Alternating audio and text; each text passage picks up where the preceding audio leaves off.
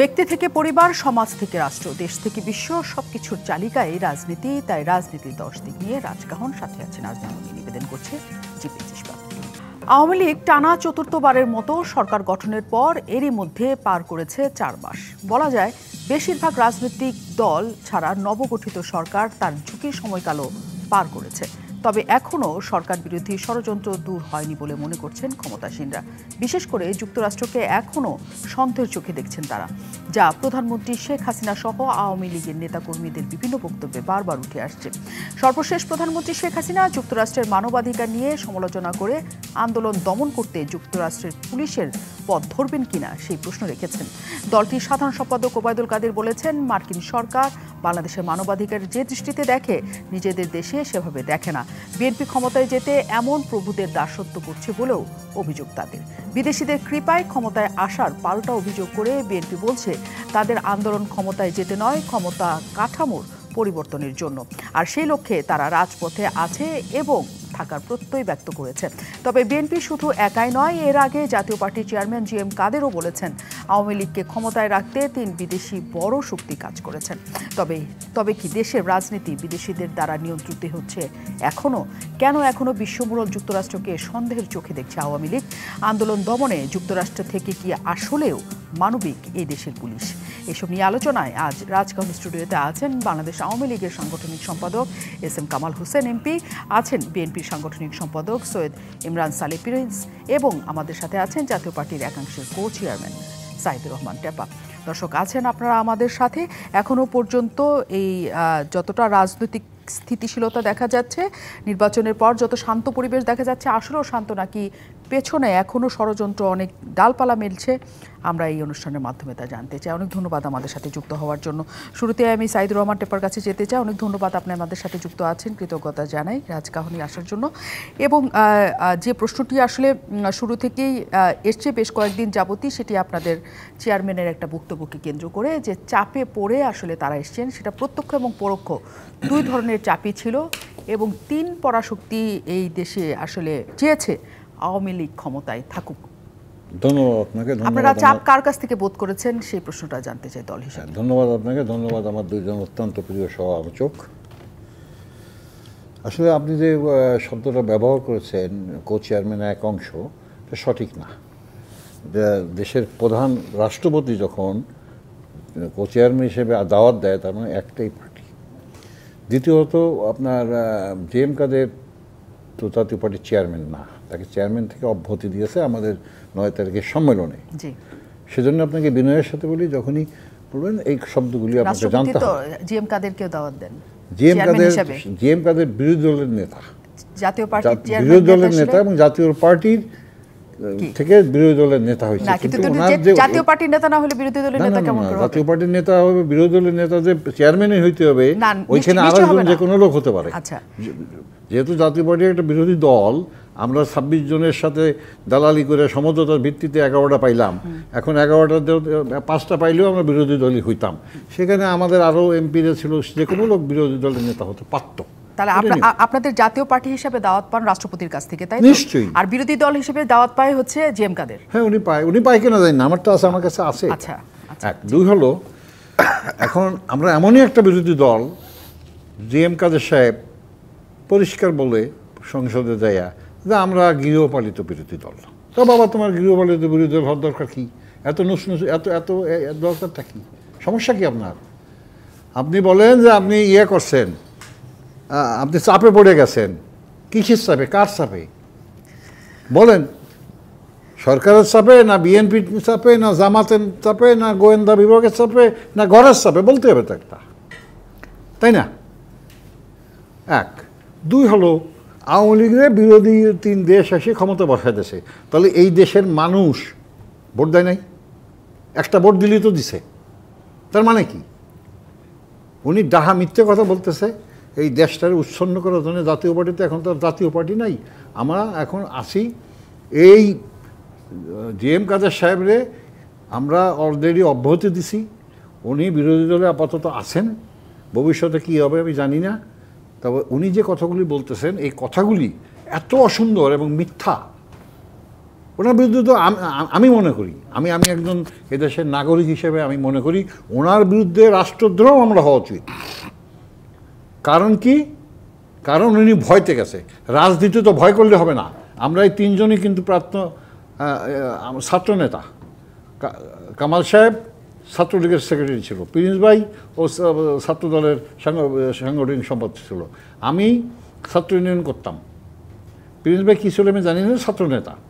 আমি ছাত্র ইউনিয়ন করতাম, আমি ঢাকা বিশ্ববিদ্যালয়ের ছাত্র ইউনিয়নের আমি সাংগঠনিক সম্পাদক ছিলাম, এবং মতি আপা যখন ছাত্র ইউনিয়নের সভাপতি, ওই কমিটির আমি ট্রেজারার ছিলাম। আমরা ছাত্র রাজনীতির থেকে আসি। এখন আমি আপনার এখানে বসে বহুদিন, রাজনীতিবিদদের কাছে রাজনীতি থাকতে হবে। এখন যদি ধরেন আমাদের জিএম কাদের সাহেব, উনি ইঞ্জিনিয়ারিং ইউনিভার্সিটি থেকে উনি ইঞ্জিনিয়ারিং পাশ করছেন, পাশ করে সারা জীবন চাকরি করছেন। সারা জীবন চাকরি করে কি চাকরি করছে? ইঞ্জিনিয়ার। ইঞ্জিনিয়ার মানে কি? বাড়িঘর বানানো। ইঞ্জিনিয়ার মানে কি? ইলেকট্রিক ইঞ্জিনিয়ার হলে লাইনগুলি ঠিক করবে, তাই না? এই যে ইঞ্জিনিয়ার হয়ে উনি ইঞ্জিনিয়ারকে আমি সম্মান করতেছি, কিন্তু প্রশ্নটা হলো চাকরিজীবী লোক তো রাজনীতি করতে পারে না, ব্যবসায়ী তো রাজনীতি করতে পারে না। চাকরিজীবীরা ব্যবসায়ীরা তো এখন করছে, সেই জন্যই তো এই অধপতন। সেই জন্যই তো আজকে জিএম কাদের সাহেব বলে, মানে একেবারে মিথ্যাযোগ্য বলে যে সে পেশারে করছে। আরে তুই পেশার করলি, এতদিন কী করছিস? প্রত্যেকদিন রাত দুপুর সময় এই কাদের ভাইয়ের সাথে, আজম সাহেবের সাথে, বাহাউদ্দিন নাসিমের সাথে 1:30 2টা পর্যন্ত মিটিং করো। কি মিটিং বলে? আমরা জিজ্ঞেস করলি, পাবলিকরে বলে, ধোঁকা দেয় যে কি মিটিংটা কি নিরপেক্ষ নির্বাচন হবে কিনা এটা সন্দেহ। সেই মিটিংয়ে কি আপনি পরিষ্কার বলে যে আমরা ভিক্ষার ঝুলি নেব না, কিন্তু সেই 26টা কিন্তু নিতে হয়েছে। হ্যাঁ, সেই মিটিংকে তিনি একা করতেন, আপনারা কেউ যেতেন না? না, আমি যাই নাই, আমরা যাই নাই। আচ্ছা, আমি 4 নাম্বার তখন প্রেসিডেন্ট মেম্বার ছিলাম। ফিরোজ কাজী সাহেব ছিল কো চেয়ারম্যান, রুহুল আমিন হাওলাদার ছিল কো চেয়ারম্যান, বাবলা সাহেব কো চেয়ারম্যান। আপনারা মনে করেন যে আসলে কোনো বাইরের চাপ টাপ কিছু ছিল না, বা বাইরের আমার যদি চাপ থাকে, আমি মনে করি না। আমার কথা হলো যদি চাপ থাকে তাহলে উনি পার্লামেন্টে বলুক, প্রকাশ্য দিবালোকে বলুক, অথবা যে কথা উনি বলছেন যে চাপের জন্যে এবং 3টে দেশীয় রাষ্ট্রের জন্যে রাষ্ট্র আওয়ামী লীগের ক্ষমতা বসাইছে, তার মানে মানুষ ভোট দেয় নাই, ওনার বিরুদ্ধে রাষ্ট্রদ্রোহ মামলা করা উচিত। এটা আমি বিশ্বাস করি। আপনার বক্তব্য আমাদের কাছে স্পষ্ট, আপনি সেটা বিশ্বাস করেন, কিন্তু আমরা পরে নিশ্চয়ই আমরা সেটা নিয়ে আসতে পারবো।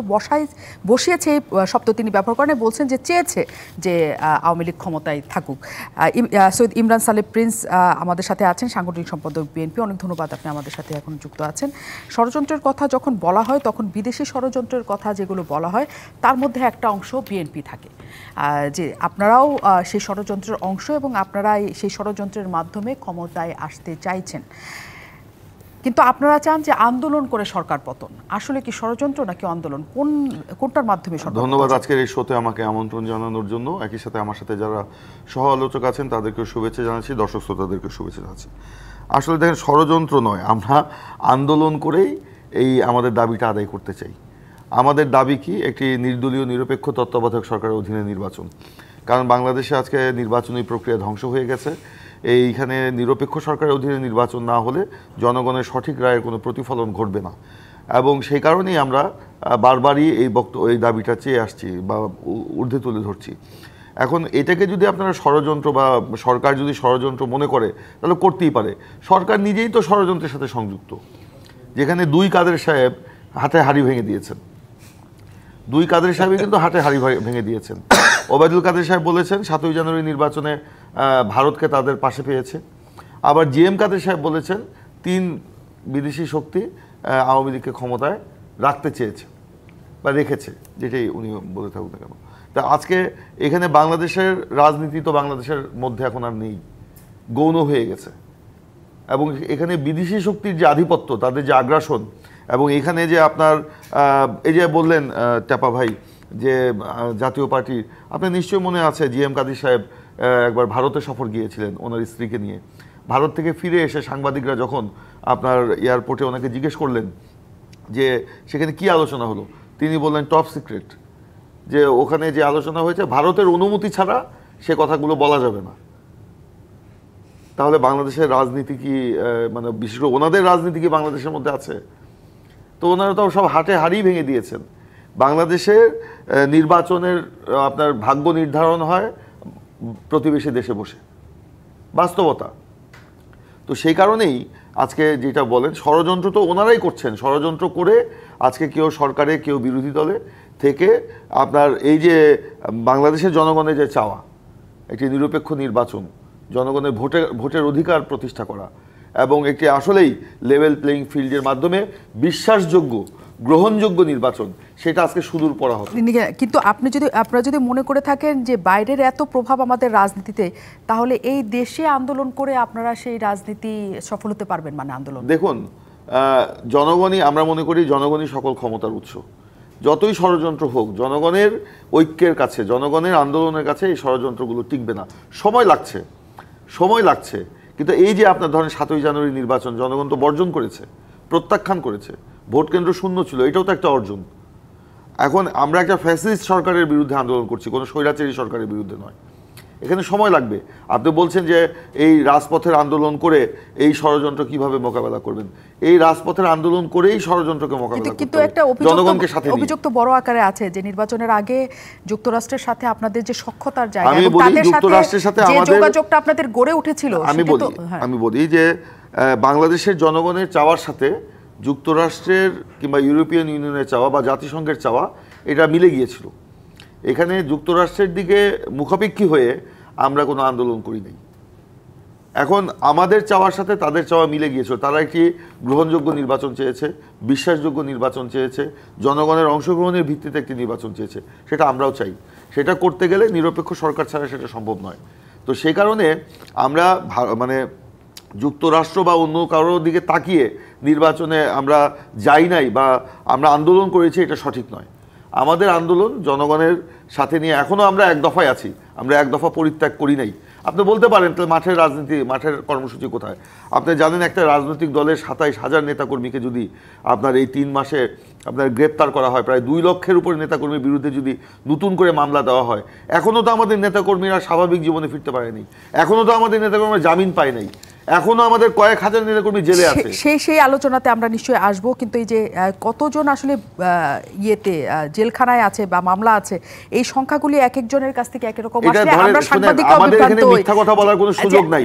আপনারা সাংবাদিকতা করেন, আমি আমার কথা বলছি না। আপনারা তদন্ত করে দেখেন, আমার কথা আপনাদের বিশ্বাস করতে হবে না। আপনারা তদন্ত করে দেখেন আসলে এটা আছে কিনা। নিশ্চয়ই আপনারা এটা তদন্ত করেন, তারপরে এটা বলবেন। এত মামলা পুরো দেশ জুড়ে, এটা আসলে দুই দলের কাছ থেকে, সরকারের কাছ থেকে বা আপনাদের কাছ থেকে আমাদের এতদিনে পাওয়ার কথা ছিল, কিন্তু আমরা আসলে পাই নাই। আমাদের কাছে চাইলে আমরা দিতে পারবো, সবাই বলে যায়, কিন্তু আমরা শেষ পর্যন্ত পাই না। আপনি আসেন, আমি কালকে আমাদের বিএনপি সেন্ট্রাল অফিসে আপনাকে আমন্ত্রণ জানাচ্ছি এক কাপ চা খাওয়ার জন্য। আপনি আসেন, আমরা সেটা আপনাকে দেখাবো। যদি আপনি কপি নিয়ে আসতে চান, সেই কপিও আমি দিতে পারবো। অনেক ধন্যবাদ। এস এম কামাল হোসেন আমাদের সাথে আছেন। এস এম কামাল হোসেন, হঠাৎ করে যুক্তরাষ্ট্র প্রসঙ্গ আবারও বারবার এসছে এবং এক ধরনের তিক্ততা আবারও আমরা দেখতে পাচ্ছি, যেটা নির্বাচনের পর আমরা একটু মধুর সম্পর্ক দেখতে পাচ্ছিলাম। কোনো কারণ কি আছে? এটার উত্তর দেওয়ার আগে একটু কথা বলি। দেখেন, বিদেশি আওয়ামী লীগ কোনো দিন বিদেশের উপর ভর করে নির্বাচন করে না। 2012 সালে পাকিস্তানের আইএসআর প্রধান জেনারেল আসাদ দুরবানি উনি আদালতে স্বীকারোক্তি দিয়েছিলেন 50 কোটি রুপি 91 নির্বাচনে বেগম খালেদা জিয়াকে দিয়েছিলেন। 91 নির্বাচন কত 50 কোটি রুপি। কোথায় প্রকাশিত হয়েছে এটা? পত্রিকা প্রকাশিত হয়েছে। কোন পত্রিকা বলেন? আমি আপনারে বলতেছি, পত্রিকাটা দি ডেইলি স্টার পত্রিকা, 2012 সালের 17ই মার্চ। জি, ঠিক আছে। আর হ্যাঁ, আমাদের দলের সাধারণ সম্পাদক যেটা বলছেন যে এই নির্বাচনে যেটা বলেছেন যে ভারত সাথে আমাদের সুসম্পর্ক, যখন যুক্তরাষ্ট্র বিভিন্ন স্যাংশনের কথা বলে মানুষের ভিতর ভীতি তৈরি করার চেষ্টা করেছিল, সেই সময় আন্তর্জাতিকভাবে তারা এইটা যাতে বাংলাদেশের নির্বাচনে বিদেশিরা হস্তক্ষেপ না করে সেই ব্যাপারে তারা তারা তাদের দেশের চিন্তা ভাবনা দিয়ে সেইভাবে তারা কাজ করেছে। এখন ধরুন 1971 সালে পাকিস্তানের পক্ষে যুক্তরাষ্ট্র প্রকাশ্যে সমর্থন করেছিল এবং সপ্তম নৌবহর প্রেরণা করার চেষ্টা করেছিল। সেই সময় ভারত বাংলাদেশের 1 কোটি লোককে আশ্রয় দিয়েছেন। ভারতের সেনাবাহিনীর লোকজন বাংলাদেশের মুক্তিবাহিনীর সাথে মিলে যুদ্ধ করেছেন। সেখানে রাশিয়া, ভারত আমার বাংলাদেশের স্বাধীনতার পক্ষে দাঁড়িয়েছেন। তাই সে তো আমার স্বাধীনতার বন্ধু, আমার রাজনৈতিক বন্ধু। আর আপনি যেটা বলছেন, যে প্রশ্নটা করলেন, প্রিন্স সাহেব যেটা বললেন, প্রিন্স সাহেব সত্যি কথা বলছেন। তাহলে মির্জা ফখরুল মিথ্যা কথা বলছেন। মির্জা ফখরুল বলছেন 50 লক্ষ লোক গ্রেপ্তার, আপনার মনে আছে মনে হয়। এবং এই টকশোতে এক নেতা বলেছিলেন যে না 50 না 40 লক্ষ লোক আমাদের গ্রেপ্তার আছে। আর আজকে প্রিন্স সাহেব বললেন 2 লক্ষ লোক গ্রেপ্তার আছে। আমি মিস করি না, আপনার কথার ভিতরে কথা বলেন প্লিজ। ঠিক আছে। তাহলে মির্জা ফখরুল সাহেব এই পর্যন্ত আমরা এমনিও বুঝি মির্জা ফখরুল রিজভিরা যে কথা বলেন এটা জাতি বোঝে, সব মিথ্যা তথ্য জাতির সামনে হুবহু দিতে থাকে। উনি ফ্যাসিস্ট বললেন। উনি কোন সরকার ছিলেন 2001 থেকে 2006 সাল? যে সরকার ক্ষমতায় থাকার পর বাংলাদেশটা ছিল জঙ্গিবাদের দেশ, বাংলাদেশটা ছিল সন্ত্রাসীদের দেশ, বাংলাদেশটা ছিল খুনিদের দেশ। যে সরকারের আমলে বিরোধী দলের নেতাকে হত্যা করার জন্য সেই সরকারের প্যারালাল প্রধানমন্ত্রী তারেক জিয়া ভবনে বসে বিরোধী দলের নেতাকে হত্যা করার জন্য গ্রেনেড নিক্ষেপ করেন, 11-13টার মতো 22 জন লোক হত্যা হয়। যে সরকারের সময় ঢাকার শহর ছিল খুনের শহরে রূপান্তরিত হয়েছিল। তো সেই সরকারকে কি সরকার বলবে? এই আমলে তো আপনার ঢাকার শহরে 560টি পত্রিকা চলে, দৈনিক পত্রিকা, 32টা টেলিভিশন অন এয়ারে আছে। এই আমলে তো আছে। তো সেই আমলটা, যে আমলে টেলিভিশন বন্ধ করে দেওয়া হতো, যে আমলে ইকবাল সুবহানের মতো প্রখ্যাত সাংবাদিকদের নেতা একজন সাংবাদিকদের হাত কেটে নিয়েছেন বিএনপির সন্ত্রাসীরা, সেটা প্রতিবাদ করতে গেছে, সে প্রতিবাদ তো করতেই পারে নাই, দৌড়েই পালিয়েছেন, মাথায় রক্তাক্ত অবস্থা। আর আপনি যেটা বললেন লাস্টে কি প্রশ্ন করলেন, যুক্তরাষ্ট্রের সাথে আপনাদের একটু তিক্ততা হয়েছে কেন? আমাদের সাথে যুক্তরাষ্ট্রের কোনো তিক্ততা নাই।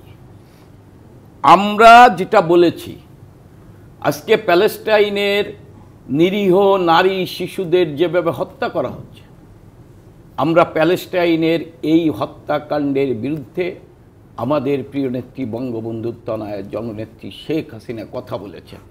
আমি শেষ করতে দেন আমায়। আমরা এখন এই কথা বলছি, আজকে যুক্তরাষ্ট্রে কলম্বিয়া বিশ্ববিদ্যালয়ের ছাত্র সহ পৃথিবীর বিভিন্ন দেশে যখন ছাত্ররা প্যালেস্টাইনের প্রতি এই নির্যাতনের প্রতিবাদে যখন তারা বিক্ষোভ করছেন, তারা কিন্তু যুক্তরাষ্ট্রের সরকারের পদত্যাগ দাবি করেন নাই। সেইখানে যেভাবে একজন ইউনিভার্সিটির শিক্ষক পরিচয় দেওয়ার পর তাকে যেভাবে টেনে হেসড়ে আনা হচ্ছে, একজন ছাত্র ছাত্রীকে যেভাবে হাত বেঁধে নিয়ে আসা হচ্ছে, তাহলে সেই দেশে যখন মানবতা লঙ্ঘিত হচ্ছে, মানুষ কথা বলতে পারছে না, আর এই দেশে যখন সরকার এর পদত্যাগের দাবিতে বা নির্বাচন ব্যবস্থাকে ধ্বংস করার লক্ষ্যে যখন প্রধান বিচারপতির বাড়ি হামলা করে, যখন পুলিশ পিটিয়ে হত্যা করে, যখন সাংবাদিক পিটিয়ে আহত করেন, যখন অ্যাম্বুলেন্সের উপর হামলা করেন, রোগীদের উপর হামলা করেন, তখন যখন সরকার তার বিরুদ্ধে ব্যবস্থা নেয়, তখন কথা বলেন ওই দেশের পুলিশ যে আচরণ করছে এই দেশে সেই আচরণ করা উচিত না। এই প্রশ্নটাই আমরা রাখতে চাই যে এরপরেও বলা হচ্ছে যে ওই দেশের পুলিশের মতো করে এই দেশের আন্দোলন দমন হবে কিনা প্রশ্ন রেখেছেন প্রধানমন্ত্রী। কিন্তু সেই প্রশ্নের আগেই তো যে পরিমাণ অভিযোগের পাহাড় পুলিশ সম্পর্কে, প্রশাসন সম্পর্কে, আইন শৃঙ্খলা বাহিনীর, তাহলে এই প্রশ্ন আসলে কতদূর নিয়ে যাবে এই আন্দোলনকে বা এই প্রশাসনকে? আমি বিরতির পর জানতে ফিরছি। আমন্ত্রণ আরও একবার জিপিএস ইস্পাত নিবেদিত রাজকাহনে আমরা কথা বলছি দেশি ষড়যন্ত্র, বিদেশি প্রভাব কতটা বাস্তব, এই প্রশ্নকে সামনে রেখে সাইদুর রহমান টেপা আমাদের সাথে আছেন। এবং আলোচনাতে যাওয়ার আগে আমরা যে আলোচনাতে ছিলাম আসলে যে আন্দোলন দমনে যুক্তরাষ্ট্রের পন্থা অবলম্বন করা হবে কিনা, তাদের পুলিশের যে আচরণ তাও এখানে করা হবে না কিনা। সাইদুর রহমান টেপা, সবসময়ের জন্যই এই কথা দ্বারা প্রমাণিত হয়েছে যে বাংলাদেশের আসলে আন্দোলন দমনের জন্য কঠোর হয় না কখনো পুলিশ, বা যুক্তরাষ্ট্রের যে দৃশ্যটা আমরা দেখতে পাচ্ছি সেরকম দৃশ্য এই দেশে ঘটে না বলেই প্রধানমন্ত্রী বলেছেন যে যুক্তরাষ্ট্রের মতো পুলিশ হবে কিনা। আপনার কোনো বক্তব্য এই বিষয়ে আছে কিনা? আন্দোলন কি এবং কোথায়, কার আন্দোলন?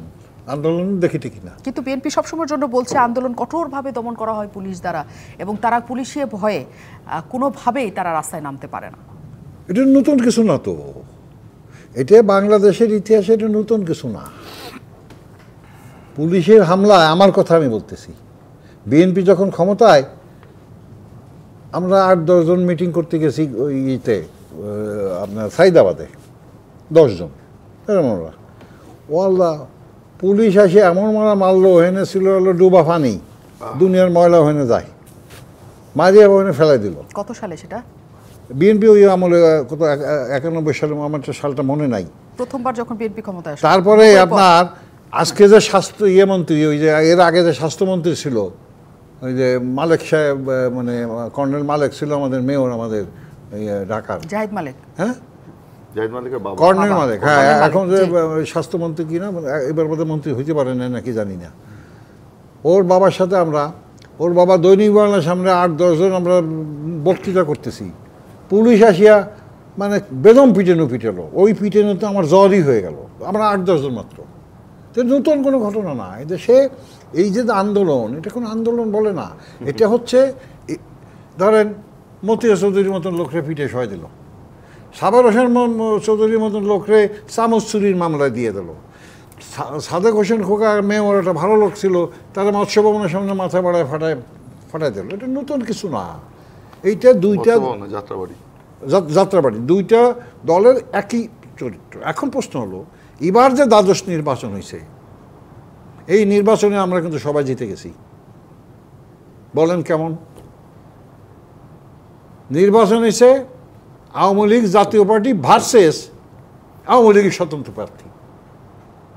আপনি দেখেন বিএনপি জিতে গেছে, ওরা বলতেছে কেউ আসে নাই, আমাকে কথা শুনছে। আমরা বলতেছি তাই, ওই যে আমাকে কাদের সাহেব তো বলেই ফেলছে গৃহপালিত, তারপর আবার কি ভয়তে গেছে, তার মানে উনিও যাচ্ছে। উনি না জিতলে তো আজকে বিরোধী দলের নেতা হইতে পারতেন না। বড় একটা গাড়ি, একটা পুলিশ, একটা ওই যে কি আছে, তারপরে ইদানিং আবার দেখতেছি ওই যে মিন্টু রোডে বাড়িতে থাকবে, তো উনিও যাচ্ছে। আসেন রাশেদ খান মেনন, বিশাল নেতা, নামের আগে জননেতা, কত কিছুরে বাবা, বিভীষণ দিদি কম্পিউটারের জায়গা হয় না। উনি ঢাকা 8 থেকে 2বার জিতলো, কিসে? নৌকায়। উনি কিন্তু ওয়ার্কার্স পার্টির প্রেসিডেন্ট।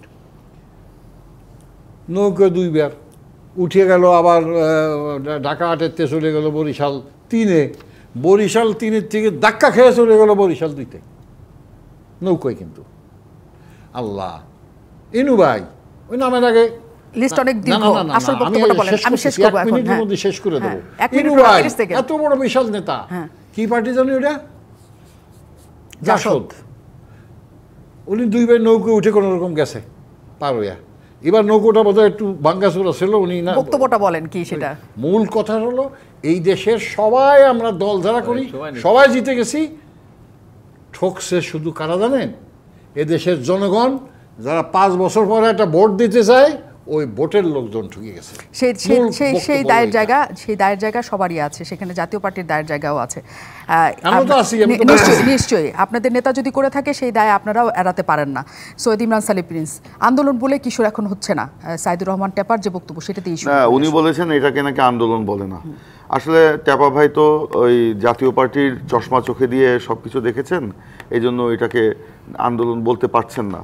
জাতীয় পার্টির চশমা তো একটা চশমার এক অংশ জাতীয় পার্টির, এক অংশ আওয়ামী লীগের, তো এটা তো ওনারা এভাবে দেখবেন, বলবেনই। আন্দোলন যদি নাই হয়ে থাকে তাহলে আজকে জনগণ কেন এই নির্বাচন বর্জন করলো? এই আন্দোলনকে নিষ্ঠুরভাবে দমন করার জন্য শেখ হাসিনা বলেছেন যে যুক্তরাষ্ট্রের পথে উনি হাঁটবেন কিনা। এই যুক্তরাষ্ট্রের যে মানবাধিকার লঙ্ঘন হচ্ছে, অবশ্যই আমিও নিন্দা জানাই, কিন্তু বাংলাদেশে ওনারা যে মানবাধিকার লঙ্ঘন করেছেন, 600-র উপরে গুম এবং এই যে নিষ্ঠুর নির্যাতন মামলা, আপনি যে এরকম আমাদের কোনো কামাল তালিকা কিন্তু নাই প্রিন্স ভাই। কোথায়? 600 উপরে অবশ্যই কোথায় আছে? আমরা যারা গুমের শিকার তাদেরকে উপস্থিত করে সেই তালিকা প্রিন্ট করে আমরা সাংবাদিকদের কত মধ্যে সালে দিয়েছি। 600 মানে এটা 2015 কি 16 সালের দিকে বলছি, তখন এটা আমরা প্রকাশ করেছি। মানে আপনি যদি 15 সালের হিসাব এটা? হ্যাঁ, না তখন 600 ছিল। 600 ছিল তখন। আচ্ছা। 600 না, তখন বোধহয় আরো কম ছিল, এখন এটা 600-তে এসে দাঁড়িয়েছে। তো এখন আমরা আপনারা সবগুলিতেই সন্দেহ প্রকাশ করেন, আসলে সাংবাদিকদেরও উচিত, আমি বলি সাংবাদিকদেরও উচিত এই ব্যাপারে স্ব-উদ্যোগে তদন্ত করে একটা তালিকা তৈরি করা। আমার বক্তব্য হলে আপনি বলবেন, আপনি এটা সন্দেহ প্রকাশ করবেন, কামাল ভাই বললে তার বক্তব্য সন্দেহ প্রকাশ করবেন। তো সেখানে আপনারা স্ব-উদ্যোগে এটা নিয়ে একটা তদন্ত করে একটা লিস্ট তৈরি করেন, তখন দেখতে পাবেন যে কি হয়েছে। আপনার এই যে বলছেন যে আন্দোলন হয় নাই, তো ওনারা বলছেন যে আপনার এই কি যুক্তরাষ্ট্রের পথে হাঁটবেন কিনা। যুক্তরাষ্ট্রের যেটা হয়েছে আমি নিন্দা জানাই, কিন্তু বাংলাদেশে তো নিষ্ঠুর নির্যাতন হয়েছে, তীব্র নিন্দা, মানে এটা নির্যাতন হয়েছে। আপনার গ্রামে গঞ্জে নেতাকর্মীরা বাড়ি ঘরে থাকতে পারে নাই, এখনো থাকতে পারে না, তারা স্বাভাবিক জীবনে ফিরতে পারে নাই, তারা ট্রমার মধ্যে আছে। পুলিশে নির্যাতন, আপনি বলছেন পুলিশের ভয়ে রাজপথে নামতে পারে, পুলিশের ভয়ে না, নির্যাতনের মুখে নিষ্ঠুর নির্যাতন হয়েছে। মনে করেন একটা, আমি সেদিন কিশোরগঞ্জে গিয়েছিলাম, কিশোরগঞ্জে এই আন্দোলনে আপনার 31 তারিখে যে অবরোধ হলো, প্রথম দিন অবরোধ, সেই অবরোধে 3 জন মারা গেছে। আমাদের সেই কুলিয়ারচর এলাকায়, কুলিয়ারচর উপজেলায় আমাদের নেতাকর্মীদের বাড়িতে বাড়িতে যেভাবে পুলিশ গিয়ে তছনছ করেছে, মারলো পুলিশ, গুলি করলো। এখন উল্টো আপনার বিএনপি নেতাকর্মীদের পুলিশরা কি করত আপনাদের সময়? এসে কিছু উদাহরণ তো সাইদ রহমান টাকা দিলেন, এটা তো যুগে যুগে একটা রাজনৈতিক সরকারের সময় এরকম হতেই পারে। কিন্তু এখন এই যে আপনার এখন কি রাজনৈতিক সরকার না? এখন রাজনীতি নাই, এখন রাজনীতি নাই। এই আওয়ামী লীগ সরকার কি সরকার? আওয়ামী লীগ সরকার, এখানে রাজনীতিবিদরা এই দেশ চালাচ্ছে বলে আমার মনে হয় না। কারা চালাচ্ছে এখানে? ওই যে ওনাদের অনুগত প্রশাসন, যাদেরকে এই যে আপনার এই যে আইজি কি নাম ছিল, আচ্ছা আমি এসএম কামাল হোসেন সাহেবের মতো লোক, ওনারা এসব করেছেন। আচ্ছা আমি একটা না, এখানে একটা এসএম কামাল সাহেব একটা বক্তব্য রেখেছে, আমি প্রতিবাদ করি। সেখানে পাকিস্তানের উনি আসাদ দুরানির একটা বক্তব্য দিয়েছেন, বেগম খালেদা জিয়াকে নাকি 50 কোটি রুপি দিয়েছে। আমি চ্যালেঞ্জ করলাম, এই বেগম খালেদা জিয়ার নাম ওখানে কোথাও না। ওখানে উনি বলেছেন কোর্টে যে বিএনপিকে দিয়েছে। যখন এটা আসলো তখন আমরা এটা নিয়ে আলোচনা করলাম, এই কোন বিএনপি, লেট মি সে, আমাকে বলতে দেন। আপনি তো লাভ দিয়ে উঠলেন, আমার সময় নাই তো, আপনি তো দীর্ঘ কথা বলছেন। কেন দীর্ঘ কথা? এই বিএনপি সেই বিএনপি না, উনি বলেছেন বেলুচিস্তান ন্যাশনাল পার্টি, ওনাদের দল, ওনাদের দেশে।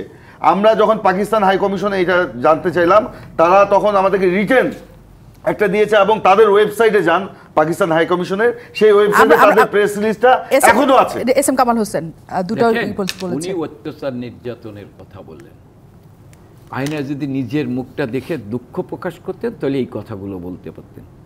শেখ হাসিনার পথে আটকে রেখে আওয়ামী লীগ অফিসে বুট দিয়ে পুলিশ আওয়ামী লীগের নেতাকর্মীদের পিটিয়েছেন। আপনি লং মার্চে একদিন ঢাকাতে গ্রেপ্তার হয়েছে 8000। পত্রিকার হেডলাইন, স্কুল পড়ে রবিন থানার বারান্দায় তার বাবাকে খুঁজছেন আর চোখের পানি ফেলছেন। 2004-এর 25শে সেপ্টেম্বর একদিনে 15,000 লোককে গ্রেপ্তার করেছিল। স্বরাষ্ট্রমন্ত্রী বাবর শেখকে জিজ্ঞাসা করে সাংবাদিক বলে ব্লক লেট চলছে। ঢাকার প্রবেশ পথে কাঁটাতারের বেড়া দিয়েছেন আওয়ামী লীগের নেতাকর্মীরা যাতে ঢাকায় ঢুকতে না পারে। পত্রিকার হেডলাইন, আমি কিন্তু মিথ্যা তথ্য দিচ্ছি, ঠিক আছে? আর উনি গুমের কথা বললেন। আপনি হলিউডে হামলায় কতজন মারা গিয়েছিল? সবাই পালিয়ে গেছিল। এবং সেইখানে আমি আপনার বলি, আমাদের মোহাম্মদপুর আওয়ামী লীগের এক নেতা 3 মাস আগে সে জিডি করেছেন, থানায় হোম মিনিস্টার চেষ্টা করেছেন ওই ছেলেকে খুঁজে বাইর করার, কিন্তু ওই ছেলে জঙ্গিতে নাম লিখিয়ে আপনি হলিউডে সে মারা গিয়েছিলেন।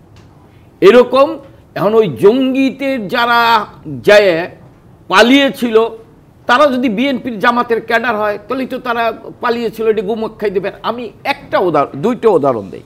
2004 সালের জুলাই থেকে 2005-এর 21শে মার্চ পর্যন্ত ক্রসফায়ারে মোট মৃত্যুর সংখ্যা 337টি।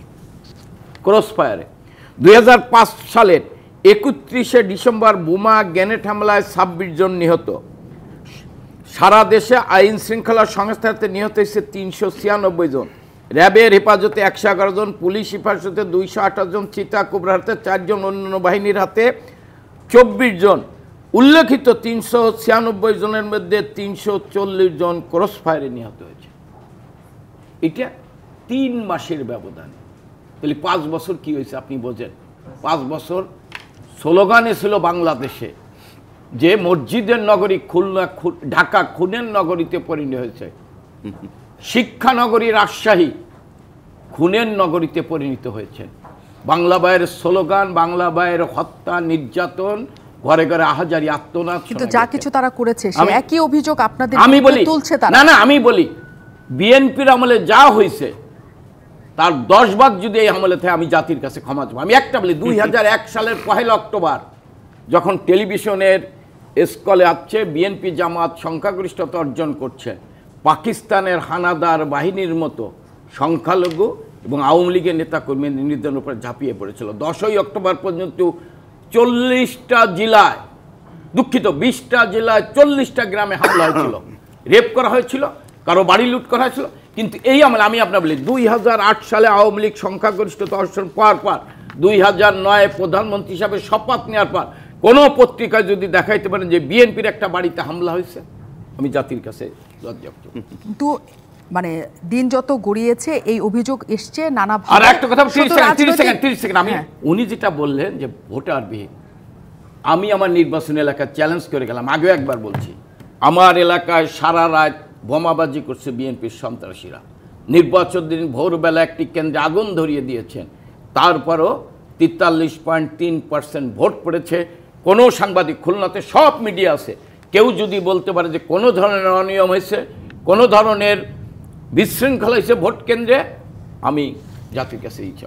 অবশ্যই কিছু কেন্দ্রে তো অবশ্যই খুবই স্বতঃস্ফূর্তভাবে ভোট হয়েছে, আবার কিছু কেন্দ্রের ঘটনা ওনারা যা বলেন তাও ঠিক, আবার অনেক জায়গায় মধ্যম ভোট হয়েছে সেটাও ঠিক। না, ঢাকা শহরে কিন্তু ভোটের রেশিও কম হয়েছে। হ্যাঁ, আমি সেটাই বললাম যে দৃশ্যপট এক এক জায়গায় এক এক রকম।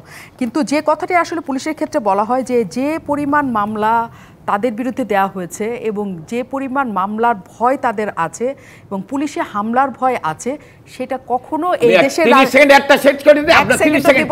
বিরতির পরেই আসবে। অনেক ধন্যবাদ দর্শক আমাদের সাথে থাকার জন্য। শেষ মুহূর্ত পর্যন্ত আমরা শেষে আছি এবং সাইদুর রহমান তেপা আমাদের সাথে আছেন। আলোচনায় বিদেশি শক্তি নিয়ে সবসময় বড় ধরনের আলোচনা হয়। এখন নির্বাচনের পরপর যে পরিস্থিতি চলছে তাতে আসলেও বিদেশি শক্তির এখন আর কোনো অবস্থান বা অবস্থা থাকা উচিত কিনা বা আছে কিনা আপনার কি মনে হয়? আসলে কি জানেন, আমাদের দেশের আওয়ামী লীগ প্রাচীনতম দল, সেকেন্ড প্রাচীনতম দল হলো বিএনপি। এই দুইটা দল আমি যেটা দেখছি দীর্ঘদিন ধরে, এদের কাম হচ্ছে বিদেশে গিয়ে নেওয়া। যেমন আমাদের এই যে জিএম কাদের সাহেব শক্তিতে, তাহলে মানে ভোট আমাদের দেশের লোক দেয় না, ভোট তো দেবে কোত্থেকে? সেই ভোট পাকিস্তান আমলে দেখছি ভোট হয়েছে, বঙ্গবন্ধুর আমলেও কারচুপি হয়েছে, আমাদের আমলে তো হয়েছেই, সব আমলে এটা হয়েছে। কোনো সরকারের অধীনে সুষ্ঠু নির্বাচন হয় না, আর এখন তো আরোই হবে না। কেন? কারণ রাজনীতিবিদদের কাছে তো রাজনীতি নাই, রাজনীতি চলে গেছে ব্যবসায়ীর কাছে। রাজনীতি চলে গেছে, যেমন ধরেন আমাদের জিএম কাদের সাহেব চাকরি করতে সারা জীবন, 65 বছর পরে রিটায়ার্ড করছে, এরপর তো মাথায় কিছু নাই, থাকতে পারে নাকি? কিন্তু সব রাজনৈতিক নেতার বয়সই তো 65-এর উপরে, তাতে কি? আমার কথা তা না, যারা রাজনীতি করতে জন্মসূত্রে রাজনীতি করে, যেমন আমি আমার কথা বলতেছি, মানে রাজনীতিবিদ যারা তারা যত পরিপক্ক বয়স্ক হন তত তারা পরিপক্ক হন, কিন্তু রাজনীতির বাইরে যারা তাদের মাথায় থাকে না। আচ্ছা, আসলেই থাকে না। তার কারণ ওই গোষ্ঠী ব্রেনে আর কিছু থাকে না। আর ব্যবসায়ীরা চিন্তা করে কি, বিনিয়োগ আমি 10 টাকা করবো, আমি যদি 20 টাকা লাভ না করি। আপনি বলেন এই গভর্নমেন্টের আমলে ম্যাক্সিমাম এমপি আছে যারা ব্যবসায়ী। আমরা বুঝতে পেরেছি। ইমরান সালি প্রিন্স, আসলেও ব্যবসায়ীদের হাতে বা অন্যদের হাতে রাজনীতি চলে গেছে দেখি রাজনীতির এই অবস্থা, নাকি আপনি মনে করেন যে বাইরের শক্তির জন্য এই অবস্থা হয়েছে? এখানে বাংলাদেশে স্বাধীনভাবে রাজনীতির করার যে পথ, এটা সংকুচিত হয়ে গেছে। এখানে রাজনীতিবিদদের হাতে রাজনীতি নেই, এবং এখানে এই যে একতরফাভাবে নির্বাচনের মধ্য দিয়ে জনগণের রায় যে প্রতিফলন ঘটানো যাচ্ছে না বা দিচ্ছে না, সেই কারণেই কিন্তু রাজনীতির এই দুরবস্থা। এখানে আমরা যারা বিরোধী দল করছি বা রাজনীতি করছি, জনগণকে সাথে নিয়ে রাজনীতিটা করতে চাই, কিন্তু বারবার আমাদেরকে এই ব্যর্থ করে দেওয়ার জন্য তারা যে নিষ্ঠুর নির্যাতন করছে, এই নির্যাতন কারা করছে? এই সরকারের অনুগত তারা প্রশাসনের কিছু লোকজন আছে, তাদের দিয়ে করাচ্ছে। এই যে বলছে ব্যবসায়ীদের হাতে রাজনীতি চলে গেছে, আপনি দেখেন আমরা তো দেখলাম নির্বাচনের আগে শেখ হাসিনা কিংবা ওবায়দুল কাদের সাহেব ওনারা ব্যবসায়ীদের নিয়ে মিটিং করলেন, ব্যবসায়ীরা বললেন যে এই সরকারকে আবার ক্ষমতায় রাখতে হবে। কিন্তু ক্ষমতায় আসার পরে তাদের যে 1 নম্বর এজেন্ডা ছিল এই যে নিত্য প্রয়োজনীয় দ্রব্যমূল্য জনগণের ক্রয় ক্ষমতার মধ্যে রাখা, সেই ওনারা রাখতে পারে নাই। ওনারা কিন্তু আবার ব্যবসায়ীদের দোষ দিলেন, ব্যবসায়ীরা কথা শুনে না। তো কথা শুনে না, তারাই তো এই সরকারকে ক্ষমতায় রাখলো। আজকে এদের হাতেই তো সব কিছু কুক্ষিগত হয়ে আছে। এই কারণেই আমরা বলছি যে রাজনীতিকে যদি উন্মুক্ত করতে হয় এবং জনগণের কাছে যদি অবারিত করতে হয়, তাহলে ওইভাবে আমাদের কিন্তু কাজ করতে হবে। আর আপনি এখানে একটা কথা এসছে যে গুমের বিষয়, এখনও কিন্তু আমাদের সাবেক এমপি ইলিয়াস আলীকে আমরা পাই নাই, এখনও আমাদের কমিশনার চৌধুরী আলমকে আমরা পাইনি, এখনও আমরা সাবেক এমপি হিরুকে আমরা এখনো পাইনি। এরকম 67 জন, শুধু কি রাজনৈতিক দলের নেতাকর্মী, বিএনপি নেতাকর্মী? এখানে তো ব্যবসায়ী ছিল, আমি বলছি, আমি একটু শেষ করি। এই যে আজকে আয়না ঘরের কথা যে আসলো সরকারের পক্ষ থেকে, এই আয়না ঘরের ব্যাপারে সুস্পষ্ট কোনো বক্তব্য কেউ দিয়েছে? সরকারের কোনো মন্ত্রী বা সচিব কেউ দিয়েছে? সে আয়না ঘরটা কোথায়? আমি যেটা বলি, দেখেন উনি যে কথা বলছেন যে জনগণ তো ওনাদের সাথে নাই, বিএনপির নেতাকর্মীরা ওনাদের বয়কট করছে, 187 জন ওনাদের বয়কট করে উপজেলা নির্বাচনে অংশগ্রহণ করছে। বিএনপি নেতাকর্মীরা। আর নিত্য প্রয়োজনীয় জিনিসের দাম বললেন, হ্যাঁ নিত্য প্রয়োজনীয় জিনিসের দাম বাড়ছে, সেই ক্ষেত্রে অ্যাড্রেস করছে প্রধানমন্ত্রী। এবং এই রমজান মাসে এখনও চলছে, 1 কোটি লোককে টিসিবির মাধ্যমে খাদ্য সামগ্রী দিচ্ছে, আপনি 15 টাকা কেজি দরে চাউল দিচ্ছে এখনো। হ্যাঁ আজকে নিত্য প্রয়োজনীয় জিনিসের দাম কেন বাড়ছে? আজকে বিশ্বে কিন্তু এই যে আর একটা বলেন যে হ্যাঁ অরাজনৈতিক ব্যক্তিরা আসার পর রাজনীতি, জিয়া রহমান যে রাজনীতিকরণ প্রক্রিয়া শুরু করেছিলেন, খালেদা জিয়া আসার পর কিছু তার রাজনীতি ছিল। যখন তারেক জিয়ার হাতে রাজনীতি গেছে, তখন বিএনপি ভুল পথে পরিচালিত হচ্ছে, বিএনপি সন্ত্রাসের পথ বেছে নিয়েছে, বিএনপি জঙ্গিদের পৃষ্ঠপোষকতা করছে, বিএনপি গণতন্ত্রকে হত্যা করার প্রক্রিয়ায় চলে গেছেন। যার ফলে আজকে বাংলাদেশে এই যে সন্ত্রাসের পথ, মানে অরাজনৈতিক ব্যবস্থা বা নির্বাচন ব্যবস্থা ধ্বংস করার জন্য বিএনপি নির্বাচন বর্জনের নামে মানুষকে কষ্ট। আর একটা কথা বলি, আপনি উনি দেখেন পিয়াস যখন ভারত ঘোষণা, আমি বলি, আর বিএনপির নেতা